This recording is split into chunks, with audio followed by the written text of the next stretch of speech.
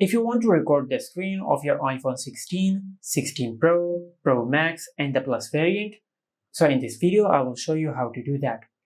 First of all, just swipe down from the top right of the screen and open the control center. And in the control center, you will find the screen recording icon over here.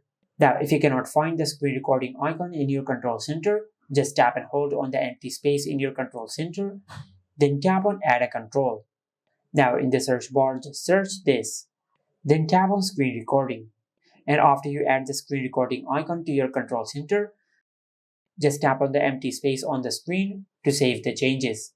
Now just tap and hold on the screen recording icon, and from here you can turn on the microphone while you're screen recording. And after you do that, just tap on Start Recording to start screen recording. And as you can see, we have started screen recording. You can see the icon in the dynamic island at the top of the screen.